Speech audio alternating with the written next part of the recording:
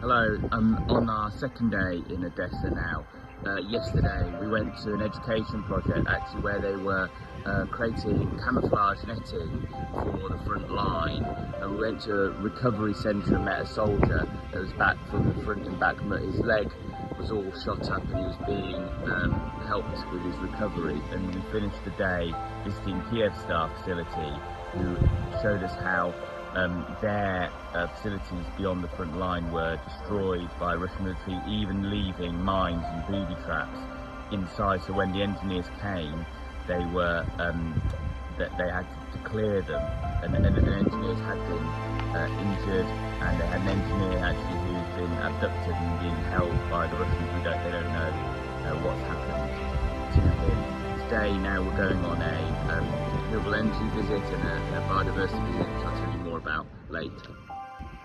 I'm at the DTEC wind farm about 40 kilometres from Odessa. This turbine behind me was the first turbine constructed after the start of the war. When the war started, the foreign contractors and partners evacuated their staff and equipment. The Ukrainians brought their own cranes, their own staff, and started the construction of wind turbines again, and this is the first one. They're now expanding their facilities because it's more resilient in the war from attack to have individual wind turbines than big power plants. Just part of the reconstruction and the war effort to build back best, to build back more renewably, to ensure a net zero Ukraine in the future.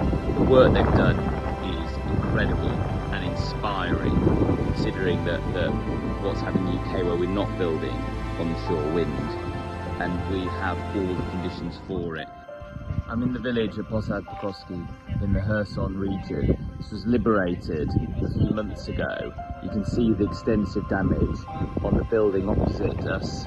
There's a construction project where they're rebuilding a school, which is completely and utterly destroyed. This village has electricity but has no water and no gas. There were over 2,000 people living here. Now there are just 700, the rest have been displaced elsewhere. This is exactly the sort of project where reconstruction needs to happen, and not reconstruction after the war is finished, but reconstruction now. This is what we talk about when we talk about war crimes. This is exactly it, taking out civilian infrastructure, destroying civilian buildings, removing civilians from areas. This is it live, and we need to be working both on the reconstruction, on the war effort, but also on the criminal side as well, to bring these people to justice. I've just been to a steel mill in Dnipro. It's a very exciting project. They use electric arc furnace, so don't use coking coal, to reprocess scrap steel mainly for rail and other infrastructure projects. If the electricity they use is generated by renewables, it's fully net zero steel mill. It was built in 2012, so it's not just one of the newest plants in Ukraine, but in the whole of Europe. It was incredibly impressive. Company is continuing to operate currently at full capacity. At different times it's had to reduce capacity because of the war, and it's lost staff as well to the war effort. But the work here that I've seen today is quite inspiring. I'm in the northwest of Kharkiv, in an area where the Russians actually reached in the war, and there was fierce fighting here. They destroyed this building. You can just see this block of flats, and actually if you look, the block of flats next to it, although damaged, people are still living here, and they do not know how many people were killed in this building. They can't know how many people were killed in this building.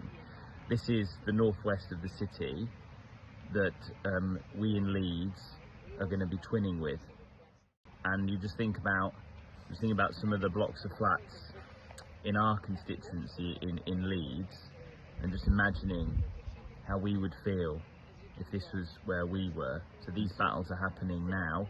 People are having their homes destroyed now in exactly the same way, and that's one of the reasons why we need to be out here. They need witnesses, they need international support, This is all really, really important.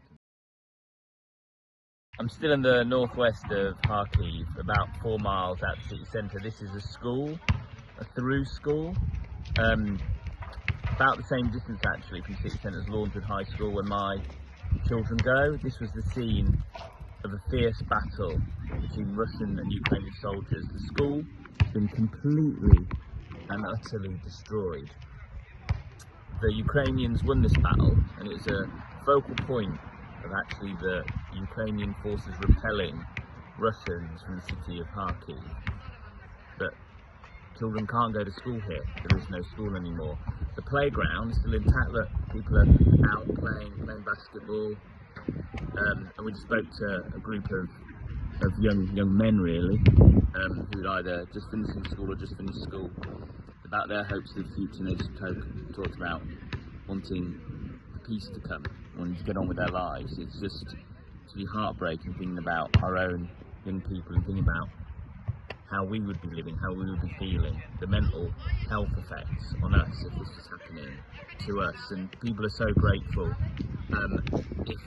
to the UK and all we've done, but it's clearly much more that we need to do.